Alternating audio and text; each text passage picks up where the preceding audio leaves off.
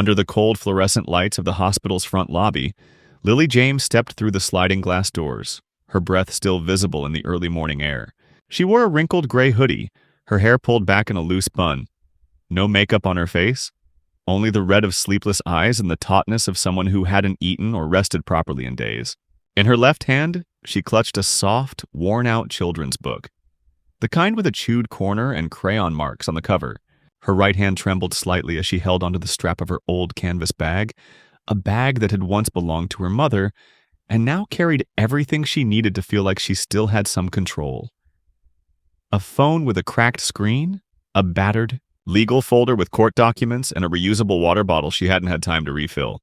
She paused at the front desk, trying to ignore the pristine white interior around her, the freshly waxed floors that reflected her worn-out sneakers, the overly cheerful seasonal decorations strung along the corridor with perfect symmetry. A middle-aged receptionist in a navy blazer looked up with a tight professional smile, her name tag reading, Karen. Lily cleared her throat and said softly, "Hi, I'm here to see my brother, Mikey James. He was brought in yesterday night, admitted to the pediatric unit. He has severe asthma. I'm his legal guardian." She tried to sound composed, but the tension in her shoulders betrayed the urgency she fought to keep buried. The receptionist gave her a brief, assessing glance, her eyes pausing a beat too long on Lily's faded hoodie and wind-chapped face. Without saying a word, she began typing. Lily waited, staring at the glowing screen on the desk, silently counting her own heartbeat. After a moment, the woman frowned and looked back up. "I'm sorry, but I don't see anyone under that name," she said crisply. "Are you sure he's at this facility?" The words hit Lily like cold water. "Yes, I'm sure. The paramedics told me they were bringing him here. I wasn't allowed in the ambulance, but this is the nearest pediatric ER. Please. Can you check again?" The woman sighed, typing once more, then shook her head.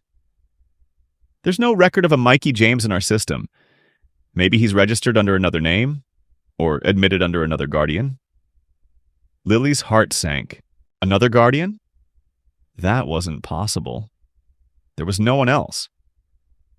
She opened her bag with trembling fingers and pulled out a printed document, unfolding it with care. "I have his birth certificate. I have the custody papers. I've been his guardian since last April, please. Just call upstairs. Someone will confirm it." But the receptionist leaned back slightly, her tone cooling further. "Ma'am, I can't call any department without a valid patient match. You're going to need to speak with administration. They're not available until 9. Behind Lily, a small line had formed, and she could feel the impatient eyes on her back. A man in a business suit cleared his throat. A woman with a coffee cup shifted noisily. Lily pressed the book tighter against her chest, her voice lowering, cracking at the edges. "He's 8. He's scared of hospitals. He needs me there. I promised him I'd be right behind the ambulance." But the receptionist had already turned to the next person, and Lily stood there, frozen, the sense of being invisible settling around her shoulders like a weight she had worn too many times before. The hallway smelled faintly of antiseptic and something artificial, like sterilized plastic and recycled air. Lily stood just beyond the reception desk now, not because she had been permitted in, but because the security guard had momentarily turned his back, and she'd taken a cautious step forward, instinct pushing her feet down the corridor that led to the pediatric wing. She didn't want to make a scene, but every second that passed deepened the growing knot of dread in her chest. Somewhere beyond these white, echoing walls, her brother was breathing through a machine. Alone. Scared. Probably wondering why she hadn't come. It was a thought that lodged in her ribs like splinters. He had cried when the ambulance doors closed, reaching for her hand through the narrowing crack, mouthing, "Don't leave me." She hadn't. Not really. She had followed the ambulance by taxi, hands shaking so hard she couldn't even text the social worker who was meant to handle the medical paperwork. And now she was here, locked out by polite bureaucracy and glazed-over professionalism. A different nurse came into view, this one younger, softer in her posture, and Lily stepped forward, gripping the file of documents tighter.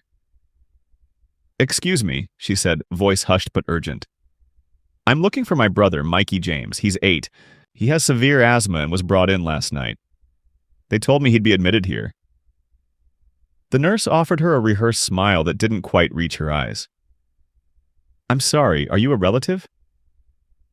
Yes, Lily said quickly. I'm his legal guardian. His sister.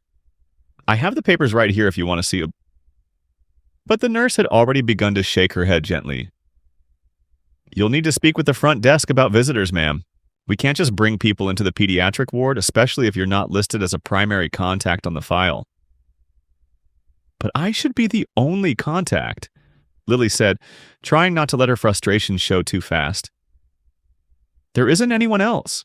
He has no other family. Our parents passed 2 years ago. It's just me. Please, just check. The nurse shifted uncomfortably, then turned to look down the hallway as if considering whether to continue engaging. Actually, she said after a beat, there is someone listed, Catherine Miller. She signed admission consent. The name slammed into Lily's chest like a punch. What? She breathed. That can't be right. That's his godmother. She hasn't seen him in months. She has no legal rights. I don't know the details, the nurse said quickly, beginning to step away, but the system has her listed. I'm sorry. Lily was no longer cold. A flush of heat rose in her cheeks, not from embarrassment but panic. A specific, helpless kind of panic that comes when the world begins to move without your consent. She turned on her heel and walked straight back to the front desk. You said there was no record of him, she said, sharper now. The receptionist looked up slowly, unimpressed. That's correct. Under the name James, there was no match. Because he was admitted under Miller? Lily snapped. You didn't bother to ask if he might have been filed differently. The security guard appeared then, drawn by the raised voice. His presence was quiet but unmistakable.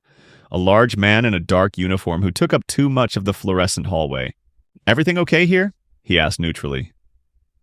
No, Lily said before the receptionist could speak. They won't let me see my brother because they think I'm not family. But I am. I'm all he has. She's becoming disruptive? The receptionist interjected, standing now and folding her arms. And she's not in the system. Lily pulled out the folder again, opening it with trembling hands and slapping the documents down on the desk. This is the custody ruling from April of last year. Here's the birth certificate. Here's my state ID. Here's the insurance paperwork with both our names. I don't care if the system didn't update properly. He's my brother. I'm his guardian. That's the truth. The guard glanced at the receptionist, who rolled her eyes slightly, then picked up the phone. I'll call administration, she said. But until we confirm this, you'll need to wait here. You can't proceed down the corridor without clearance. Lily's heart pounded as she stepped back, clutching the documents to her chest again.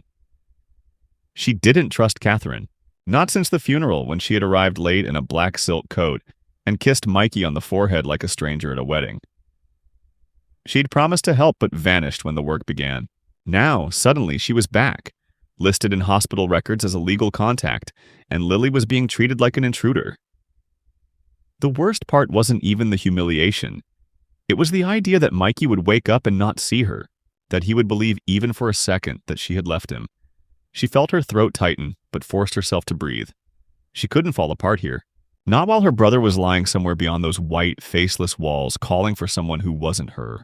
As she stood there, motionless in the sterile lobby, the security guard didn't move, the receptionist didn't speak, and the hallway in front of her seemed impossibly long. The chair in the waiting area was stiff and cold beneath Lily as she sat. Documents clutched to her chest, her thumb rhythmically rubbing the frayed corner of Mikey's insurance form. Time passed slowly like honey through a sieve, each second another layer of helplessness settling on her shoulders. Around her, the hospital bustled with polite urgency. Families checking in, nurses walking by with clipboards, doctors murmuring updates to anxious parents. But no one looked at her.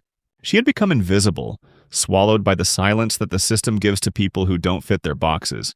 She watched the hallway that led to the pediatric wing with fixed intensity, as if by sheer will she could force it to open for her. Each time a nurse appeared, her heart surged with hope, only to fall again when they walked past without slowing. Then a woman emerged. Elegant, poised, wearing a cream wool coat and heels that barely made a sound on the linoleum floor. Her gray blonde hair was pinned in a French twist, her face carefully made up. She carried a leather handbag with gold hardware and walked like someone used to commanding rooms. Lily recognized her immediately, even after all this time. Catherine Miller, the godmother who sent birthday cards with $100 checks and empty promises. The woman who hadn't visited in over a year, who had declined legal guardianship in the courtroom with a polite, scripted speech. And now here she was, walking out of Mikey's wing with the calm confidence of someone entirely within her rights. Lily stood, heart pounding. Their eyes met, and for a second, Catherine paused, her expression unreadable. Then she offered a slight, controlled smile, the kind that never quite touched the eyes. "Lily," she said, voice low and polite, as though they were acquaintances meeting at a charity function. "I didn't expect to see you here." "He's my brother," Lily said, unable to keep the shake out of her voice. "I'm his guardian. What are you doing with him?" Catherine tilted her head slightly, as if mildly perplexed. "You've been difficult to reach," she said smoothly. "I was told Mikey needed an emergency contact. Naturally, I stepped in." "Naturally?" Lily repeated, her breath catching. "You don't have any rights. You signed away any legal claim 2 years ago." Catherine gave a faint sigh, as if Lily were a child who simply didn't understand how the world worked. "I have influence," she said, not unkindly, but with absolute certainty. "The staff needed someone who could make decisions. I made a few calls. He's stable now, thanks to immediate intervention." Lily's hands balled into fists. "You had no right, and you know it. You haven't spoken to him in over a year. You don't even know his school, his allergies, his bedtime. You don't know anything about him." "And yet here I am," Catherine said, raising an eyebrow. "While you—" She glanced at Lily's hoodie, the exhaustion in her face, the desperation in her stance. "You've spent the last hour arguing with reception." A nurse approached then, clipboard in hand, eyes flicking between the two women. "Ms. Miller," she said, addressing Catherine with a respectful nod. "We've finished with the nebulizer and adjusted his medication. He's asking for his sister." Catherine didn't flinch. She turned back to Lily. "You see, he'll be fine. But I think it's best, for now, if you go home and rest. These situations require stability. And frankly, you seem unwell." The words hung in the air like smoke. Something in Lily snapped, not in rage, but in heartbreak.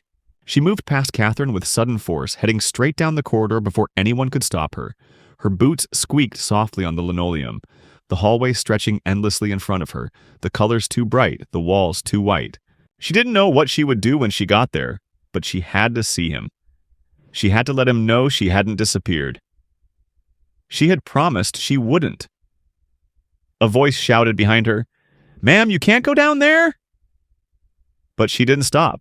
She turned a corner and saw it, room 417. The door was closed, but not locked. She reached for the handle, fingers trembling, her chest tightening with every step. Then hands grabbed her from behind, firm, practiced, impersonal.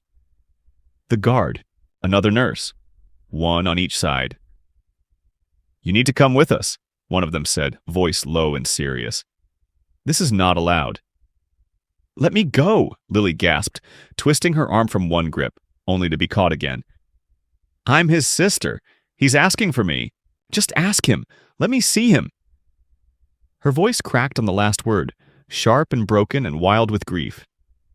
She writhed not out of defiance, but out of desperation, her whole body pulling toward the door like a magnet. "Mikey," she screamed, "I'm here. It's Lily. I didn't leave you." The door opened. A nurse stepped out, clearly startled, and turned back into the room. A moment later, a small voice rose from inside. "Lily?" Thin, weak, barely audible. The guard froze. The nurse holding her arm blinked, unsure, but Catherine was already there. "He's sedated," she said quickly. "He's confused. Please don't distress him further." Lily was panting now, one arm still restrained, her legs like stone. "Just let me see him. 1 minute, that's all. He needs to see my face. That's all I'm asking." The hallway was silent except for the soft beeping of machines through the partially opened door. Then, one by one, voices and footsteps gathered. Nurses, another orderly, someone from the nursing station. A spectacle was forming, as these scenes always do. A young woman with tear-streaked cheeks and hospital documents in her fists, pinned between rules and reality, fighting not for glory but for the right to sit beside her family. Catherine took a step back, her arms crossed over her designer coat. "This isn't the place for drama," she murmured. "Quiet but sharp." And she is clearly not in the right state of mind to be making medical decisions. The nurse next to Lily finally spoke, her voice hesitant but clear. "Maybe we should just ask him again." "No," Catherine said firmly, but a beat too fast. "This needs to be handled properly through administration." "I have the court papers," Lily whispered. "In my bag, in my hand. Right now." But no one reached for them. The guard didn't let go. And behind the glass of room 417, a pale little boy lay curled under a too-white blanket, watching it all unfold with frightened eyes. Lily sat on the edge of the molded plastic chair in the empty staff lounge, a paper cup of water untouched in her hand, her face turned away from the door as though even the sterile beige walls could offer her a shred of privacy. The overhead light buzzed faintly, casting a yellow cast over the chrome sink and the half-eaten granola bar someone had left behind. Her fingers were clenched tightly in her lap now, the water cup forgotten, her knee bouncing slightly. A rhythmic, involuntary movement that betrayed the pressure building inside her. For a moment, she simply stared ahead, eyes fixed on nothing, lips parted slightly as if trying to remember how to breathe like a normal person. Outside the door, she could hear distant voices. Nurses at their station, an intercom calling for a consult, someone pushing a cart. But none of them were coming for her. She had been escorted here under the pretense of cooling off, though no one had offered her warmth to begin with. The last half hour had passed in suspended animation. Just her. The hum of fluorescent light, and the aching weight of helplessness sinking deeper into her chest with every passing minute. She had tried once more to explain, had laid out the custody documents on the nurse's desk like playing cards, her voice steady despite the rawness in her throat. The nurse had looked at them, nodded politely, said she'd pass them on to the appropriate department. That had been 25 minutes ago. Lily hadn't moved since.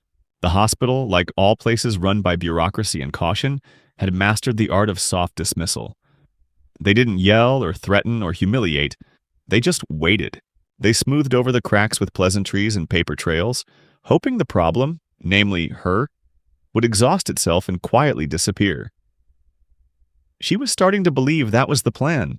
She leaned forward now, rubbing her face with both hands, feeling the roughness of her skin beneath her fingertips, the tired sting behind her eyes. There was no one to call. The social worker assigned to Mikey's case had left her position last month. The temporary replacement hadn't returned Lily's last 2 emails, and Catherine, with her impeccable shoes and expensive perfume, had clearly come prepared, likely armed with a list of contacts and curated smiles that opened doors Lily couldn't even knock on. None of this made sense. Catherine hadn't wanted guardianship. She had called Mikey's asthma a phase the last time they spoke. But somehow she had arrived at the hospital before Lily had even caught the cab. That didn't just happen. That required knowledge, access, and intent. Lily stood suddenly too fast and steadied herself against the counter. Her reflection in the dark microwave door startled her. Sunken cheeks, eyes rimmed with red, hair falling out of its bun in tired clumps. She looked like someone no one would trust, and that realization felt colder than any word spoken to her all morning. She reached into her bag, pulled out the folder again, opened it with mechanical precision. Her fingers traced the familiar page edges. The custody order, the school enrollment form, the doctor's letter acknowledging her as guardian. She had done everything right. Every court date, every signature, every damn form. And still she was treated like a stranger. Her mind spun with a slow-burning fury that settled into resolve. No one was going to hand her anything. If Mikey was going to see her face today, it would be because she didn't let these people forget who he belonged to. She stepped out into the hallway again, this time not rushing, not shouting. She moved with the quiet steadiness of someone with nothing left to lose and everything left to protect. The nurse at the desk looked up, clearly surprised. "We're still waiting for administration," she began, but Lily raised a hand, not a gesture to silence, but to anchor. "I'm not here to argue," she said quietly. "I'm not going to make trouble. I'm going to sit here, right here, and wait. That's all. I'm not leaving. I won't interfere. But I'm not leaving until I see my brother. Her voice didn't shake this time. It didn't need to. It was low and certain and exhausted in a way that silenced resistance more than any outburst ever could. The nurse opened her mouth, hesitated, then closed it again. Lily lowered herself into a chair directly across from room 417, pulling the worn children's book from her bag. She placed it on her lap, smoothing the cover, and settled in. Every now and then, she glanced up at the small window in the door, where she could barely see the curve of Mikey's arm under the blanket. That was enough for now, just to know he was there, just to be near, and with every breath, every minute that passed in stillness, the corridor began to shift. Nurses who had once walked past with distracted indifference now glanced twice. One paused to offer her a blanket. Another left a bottle of water by her chair. It was subtle, but it was happening. The shift from suspicion to acknowledgement. She didn't smile, she didn't speak, she just stayed. And through the glass, Mikey turned slightly in his sleep, his small face turned toward the door. Toward her. The silence around room 417 was no longer the clean, sterile quiet of a hospital corridor.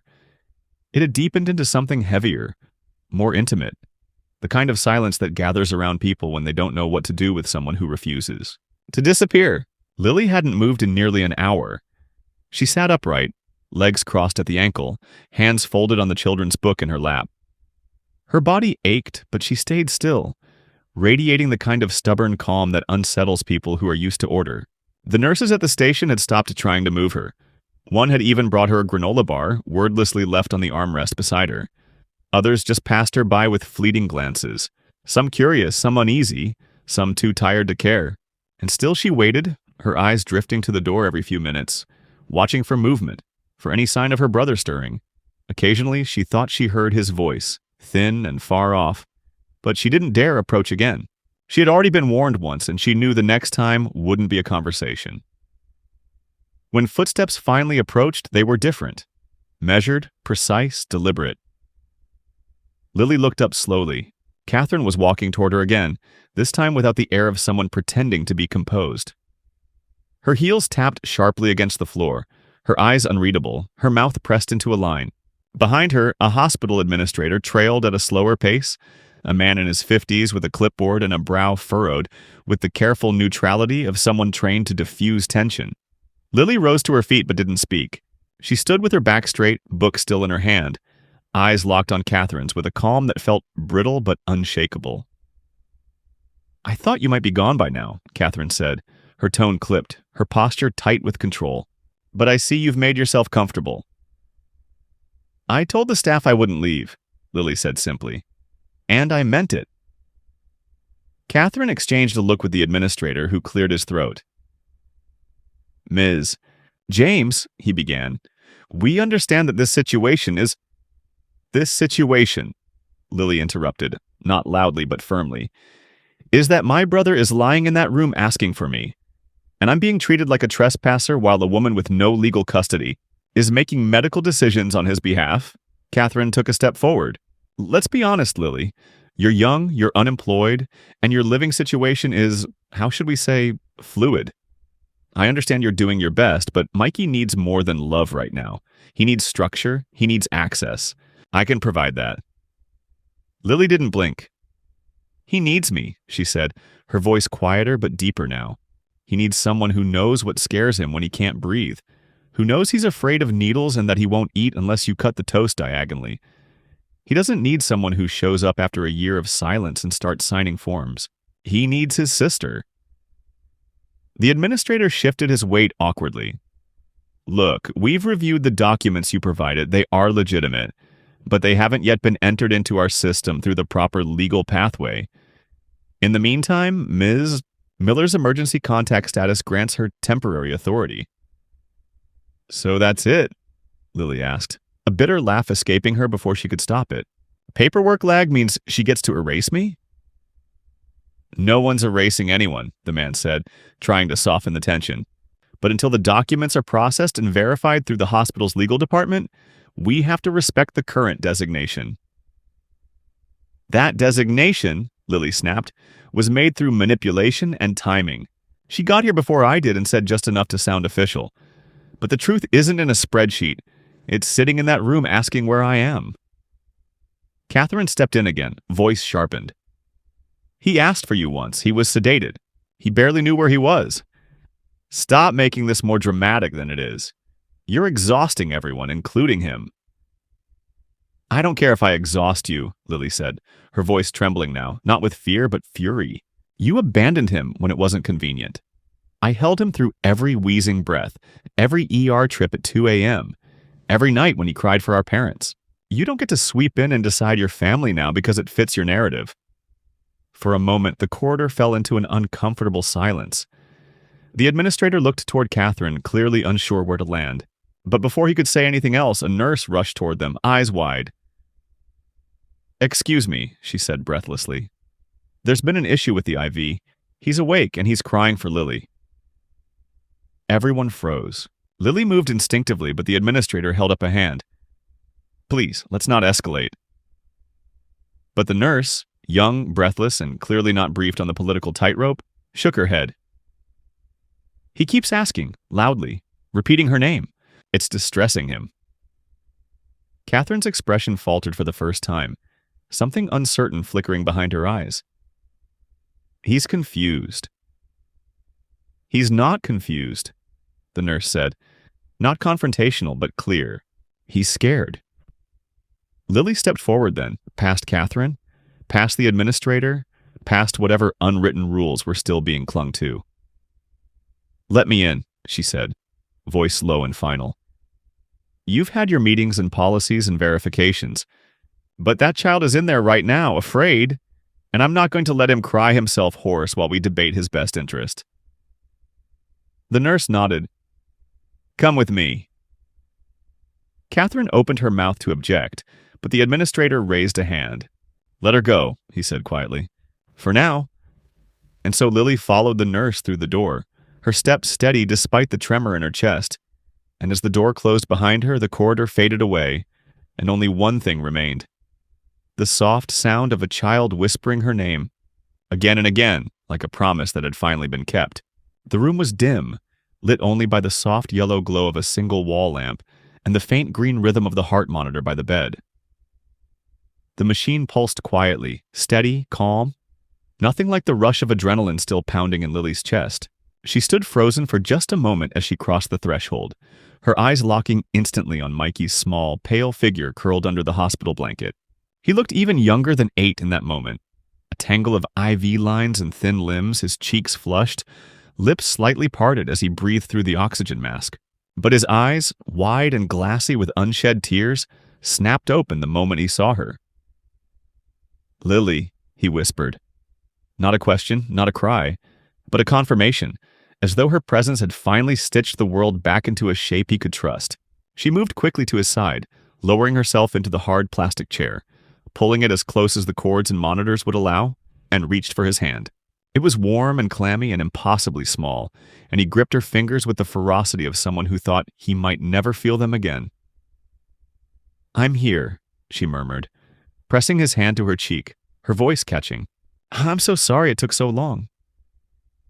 He shook his head weakly, blinking slowly, the tears finally spilling over. I thought you weren't coming."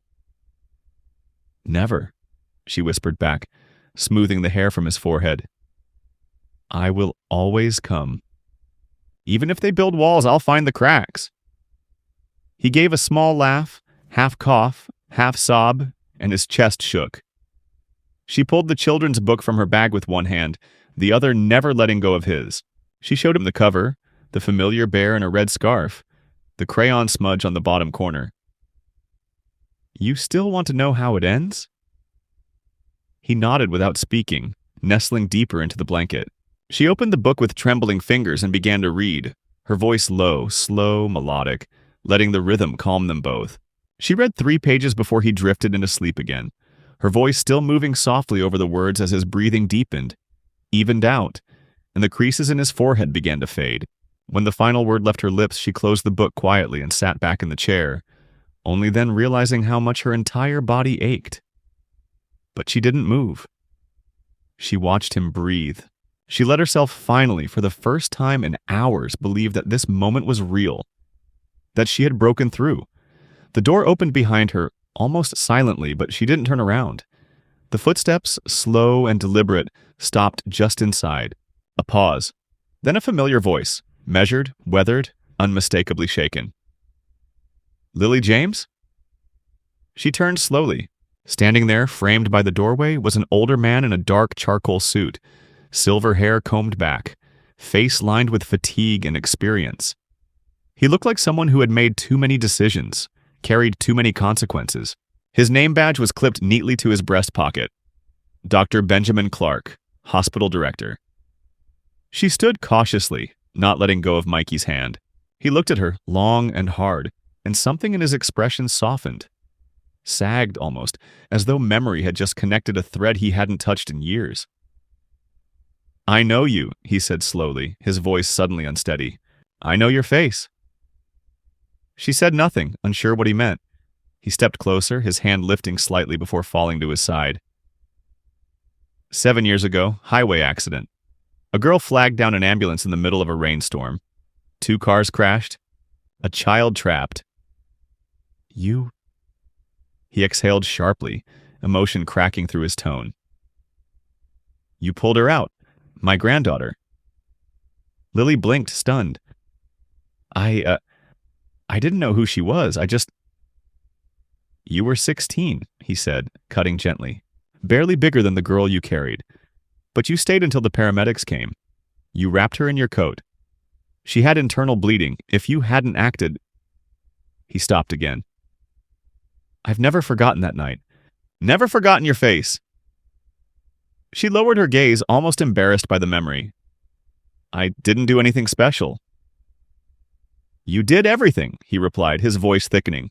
He looked down at Mikey, then back at her, and this time his eyes were not those of a director, but a grandfather. Why didn't anyone tell me it was you they were keeping out? She had no answer. She simply stood there, hands still around Mikey's, her face finally softening into something close to collapse. He looked at her for a long moment more, then stepped forward and said quietly, He stays with you. From now on, no more closed doors. Not in this hospital. He nodded once, then turned, murmuring something into the hall, his voice low but firm. Outside, the shadows shifted. Power realigned itself. And for the first time that day, Lily no longer felt like a girl begging to be seen. She was a sister. She was a guardian. She was home. The morning light had begun to change, casting a soft, golden hue through the narrow hospital window, as Lily sat beside Mikey's bed, her fingers gently tracing slow, absent-minded circles on the back of his small hand. He was sleeping now, his chest rising and falling steadily, his lips slightly parted, his eyelashes resting like fragile feathers against his skin. The room, once so sterile and foreign, now felt warmer somehow, as though the presence of truth had softened its edges.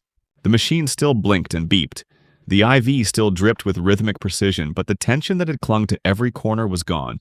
A nurse came in briefly to check the monitors, and this time she smiled at Lily. Not out of pity, not out of protocol, but with quiet respect. No one asked her to leave anymore. No one questioned her presence. The folder of documents still sat on the chair nearby, but it no longer needed to prove anything. It was no longer her shield. Now it was just paper. Outside the room, the hallway moved at its usual pace. Orderlies with carts, hushed voices at the nurse's station, the hum of a hospital waking up for another day of quiet emergencies. But the storm that had raged around room 417 had passed. Catherine Miller was gone, though Lily didn't know exactly when she had left. There had been no final confrontation, no apology, no dramatic exchange. Just absence. And that was enough. Sometimes people remove themselves when the mirror held to them is too clear. Sometimes the only justice needed is exposure, and the quiet reclaiming of what was always yours. Doctor, Clark had returned once more before his shift ended, standing in the doorway with the gravity of someone who had made a decision and would see it through. He'd said few words, only that the hospital's legal team would expedite the document update, that a formal apology would be issued, that no one, not visitor, staff, or administrator, would ever deny her access to her brother again. Then he had looked at her, his eyes kinder than any document, and said simply, You saved someone years ago. Now we make sure you're not forgotten again." That had been enough. Now, as the sun rose just a little higher, Lily leaned back in the chair, exhaling slowly for what felt like the first time in days. She glanced down at Mikey, and without waking, he turned slightly toward her, still holding her hand. Her thumb brushed over his knuckles. She looked toward the window, the light growing stronger. There was no applause, no parade, no headlines. Just a sister and a brother side by side, and the quiet, steady truth that she had never stopped fighting. Not for recognition, not for validation, but for the simple right to love him openly. A soft breeze moved the edge of the hospital curtain, and Lily whispered the last line from the book she had read to him hours before, barely audible but enough. "Wherever you go, I'll find you, even in the dark." The words hung in the air for a moment and then were gone, but not forgotten.